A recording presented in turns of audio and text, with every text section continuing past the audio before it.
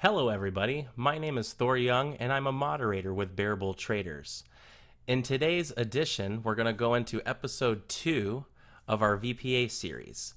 In this episode, we're actually going to continue on what we started in episode 1, which is we're going to be looking at anomalies. And this one, rather than going through concepts and actually breaking down the structure of anomalies, I'm actually just going to take some time and show you anomalies on real live charts.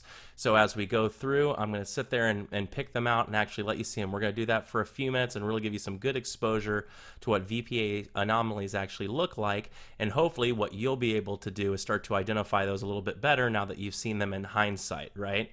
My challenge to you all will be is after we're done with this video to actually take a little bit of time, maybe this weekend, and actually go through the VPA steps on yourself on your own charts, looking through some historical information, maybe get into DOS replay and take a look and see if you can find where those VPA anomalies are and get a little bit used to how they develop. And what can happen is after studying how they came together in the past, you'll actually be able to see how they come together in the future. Before I proceed on to those, if you guys don't mind, take a moment and subscribe to the channel. Please ring that beautiful bell. I'd appreciate it. And at the end of this, if you enjoy the video and you find it useful, feel free to give me a like. I'd certainly appreciate it. And on to the VPA. So as we're starting to look into our VPA here, I'm going to go ahead and start off with SQ. Before I get going, I want to take just a second and jump back into the concept, all right, that VPA is really about looking for anomalies. So I had a comparison before that I talked about, which is a fun game that I really like to play is Where's Waldo. And I've always seemed to be really good at Where's Waldo because I'm really good at finding things that seem like they're out of place. I'm an IT person by trade originally. And I think that's one thing that made me really successful at IT was my ability to troubleshoot things quickly because it was always very easy for me to find what's out of place. And I think VPA gravitated to my personal style so much for the same reason, because I would basically see things that are out of place. And when they're out of place, they draw my attention to them much easier. So I'm going to go through SQ here, and I talked about what I was going to do is basically I want to go through some charts. And as I'm going through these charts, I'm going to just isolate a couple of areas. And I think as I'm going through, you'll start to see them. What charts I select are actually completely at random right now. I didn't prep for this, so I'm just going to go through some charts and look at stuff because I just want it to be really, real and upfront. The main stocks that I'm trading are stocks that were off of BBT's watch list this morning. So I figured since most of those stocks were on watch list, they probably were in play today. Should give me a good opportunity to see how things play out, if you will. So the first thing I want to do is let's get into SQ here. Now SQ didn't have a whole lot going on pre-market, but you can see it had a nice little breakup and it pushed up here on really strong volume right above this previous daily level, and this is another previous daily level here, and right as it encountered that level, we have a little bit of a problem. We had a significant reduction in volume that closed here, and then we went up and pushed up on low volume and then dropped heavily. So we've already started off with our first anomaly of the day, which is this right here, this candle. So as we're going up for this, and this is a daily level, I can zoom out and see, but it's probably like previous day's high, I think is my green one or something like that. So you can see we've got this light green level. It's a little hard to see on my chart, but you can see it right there. Cuts right through here. So when I'm trading and I'm using VPA, I like to look at the level 2 and levels, and those are the areas where I'm expecting things to happen, and I'll watch there. If it happens, that gets me more interested. So right here, this isn't a short signal by any case, but what it is a major sign of weakness because we have this big sell-off here that happened, right? But it did it right down here at just kind of mid-range volume. That's a lot of movement and price for a little amount of volume. And for me, what that shows is just that the stock is not very stable right now. The spread's probably too wide, and it's going to make the stock really hard to trade. So it's a good opportunity to kind of get away from the stock for a little bit and maybe go on and look for something that's a little bit better. So while we're waiting on this, when would SQ have finally became a pretty good trade? Well, this is where I would have liked it, certainly. You can see here we pushed up here and we got back to this kind of this previous day high level, and we actually ascended against it and then broke. And then this is what we're really looking for, is this right here. Notice when we broke this level, right, and went into this, we did it on nice solid volume, and we maintained a pretty good amount of volume as we moved up into that level. So that's really good, and we like to see that. Now next, you're going to notice as we get into some more of the VPA, let me move me over to the side here. Next, what you're going to see is we kind of did this little consolidation here and then broke up again. So I talk about the ABCD pattern, and I want to talk to you guys about the volume that you need to have during an ABCD pattern, because this is a really good example. So you'll see here we broke up here on strong volume, that's good, and then we basically did this little flag here, right? We basically had a bull flag go on, and then when we broke the bull flag, you know, we had nice volume come in on the break here, but what's more important is this area right here. When you're holding a stock position and you're thinking about whether I should partial or not, one of the things you should really consider is the amount of volume. If you moved up on nice strong volume like this, and as you consolidate you're on below medium to low volume, as far as I'm concerned, there's very little reason to be concerned about this stock's trajectory. So far, it doesn't look like anything's going to interrupt it. It looks like it's just doing a nice little consolidation there. If somewhere in here, like on one of these little candles here, you saw a large spike in volume that came out of place, then that would be different, right? And I'll show you why that would be different here in just a second. So let's move on here. So keep that in mind. Whenever you're trading an ABCD pattern, what you are looking for out of an ABCD pattern is you're looking for a higher volume move up and then a lower volume rest for a higher volume move up, right? And that's what you're looking for. Okay, so we have this big move up here, and then we run into a really big anomaly. And I think for most of you, you're probably already spotting it, which is in the volume, which is this massive amount of volume here. Now, if you'll notice, that happens right here.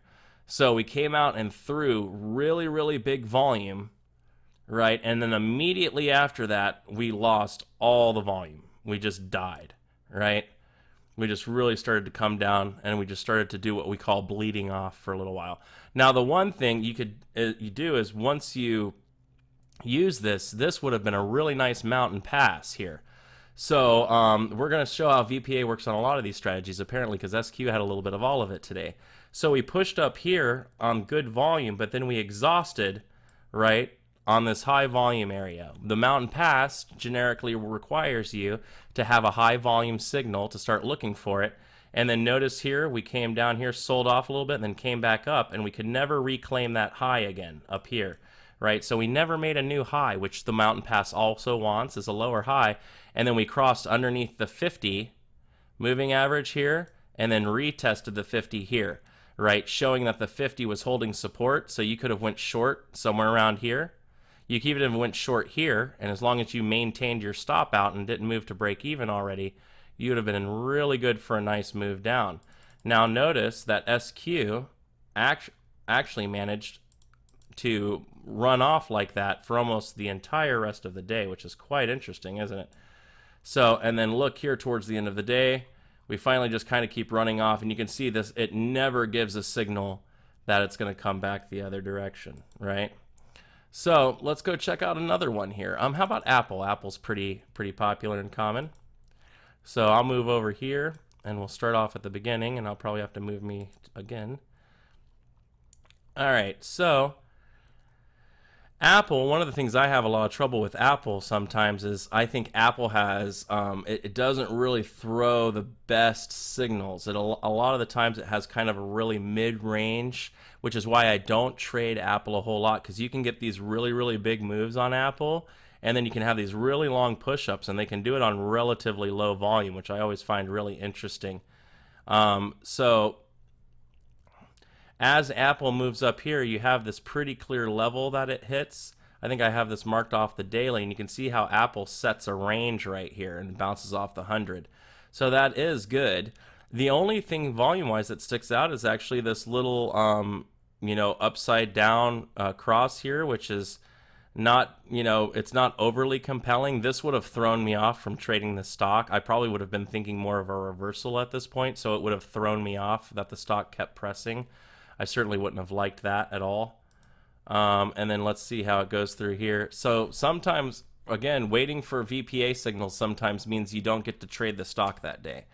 So we finally have a VPA signal that I could trade off of, and you'll probably see where it's at. But basically, you notice we have this large signal here where we have this big amount of volume. But what happens is that big amount of volume pushes up here, and then it comes under here, right? And then it pushes up, but that big volume was on a big bar. So we have a nice amount of distance and a nice amount of volume, and that's pretty consistent. So that wouldn't have bothered me too much. But one thing I really would have liked is when we came up here and we threw this narrow bar candle on an equal amount of volume. So on this candle, what moved it this far, on this candle could only move it this far. And then immediately after, we started throwing topping tails, fireworks, lots of different names for these signals here, but you can see we started to push up, and it is actually pushing down, and then Apple lost it for the rest of the day. So good signal there. So Apple did have a signal, but I would have had to have waited till almost 1 o'clock to take a trade on Apple, but it would have been an absolutely beautiful reversal. And if you look at my 5-minute chart, Apple never recovered to that level, so it would have been a really nice grab, actually. So using VPA means you have to be really patient and wait. Let's try something a little smaller like AAL. All right, see if anything jumps out. All right, we definitely got some stuff going on here. So AAL, definitely a nice VPA signal on AAL. A lot of the times, and this will be my final one I'll go through on this one. I can do another video with more of these if you guys would like.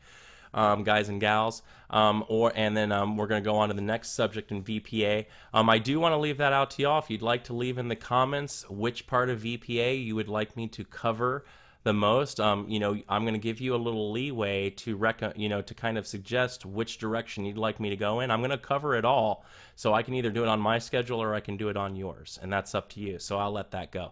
So AAL had a nice little 5-minute ORB with an ABCD break through these previous daily levels, pre-market high. Went really well. And what happens a lot with these is we end up getting trapped in these positions, and this is a perfect example of how you can get trapped if you're not paying attention to the VPA. All right, so notice here how we're pushing up, and we're pushing up on really strong volume, which is great, but then something happens, which is this right here. We have this really narrow bar candle, but it happens on really high volume. And it just shows that there's some kind of an issue here.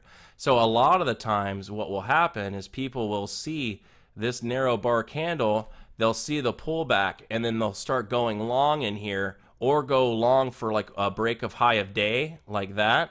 So you're going long and you're basically trading right up into a fail. And notice here, one of the biggest, notice how we pulled back here and then we pushed up, but notice the volume never really came back in. We had these big pushes before on some nice rising volume. We had a little try here, and then after that, the volume just died off, and then we basically did a head and shoulders pattern and then failed. So again, VPA doesn't always give you the entry. There are a couple of stocks out there where sometimes the VPA will, you can do a climactic reversal, which is, you can do, a high volume push. Look at the VPA on Piton here. Had a really big ignition that pushed up really well, but that was so much power, right? That went up just before 10:10. If you look down here on my 5-minute chart, it actually exhausted the stock. It went up a little bit more, and then it never really went higher after that. And that's the things you got to look for. You see that big move up on such high volume, your stock might just be done moving up for the day. And in this instance, Piton just consolidated. Silver actually was traded a little bit today. I'll go ahead and do like 1 or 2 more just for the fun of it. Some nice little anomalies down here. Look, we've got a big push down, then we have a high volume moment on a very small narrow bar candle before we move up. We have that all looks consistent with moving down there. Oh, here we go. Look at this. We come down to the bottom here, bounce high volume area before it started to reverse. Right, so you can go through these. These are the kind of things I want you to look for. What looks out of place? Remember, VPA is like a science in a way. It's like almost of taking science and art and putting them together. which is there is a subjective form to how you read it, but what you're looking for is what is out of place. Do you have a big bar that's on light volume, or do you have a little bar that's on high volume? You know, is the wick telling you something? You know, focus on the body close, but you know, are you having nothing but topside wicks, you know, on high volume? That's going to show a lot of upward pressure. Pair that with your level 2, where your large orders are sitting, and then your key daily levels, like you're getting from the pre-market show with Carlos and Norm, and those things together create an amazing trifecta of, you know, of just indicators, you know, really help you out. So hopefully you guys all found that useful. Again, if you did, please throw me a like, and more VPA to come. Leave a message and let me know what you'd like to see. I hope everybody has a fantastic day, great weekend, and as always, keep it green.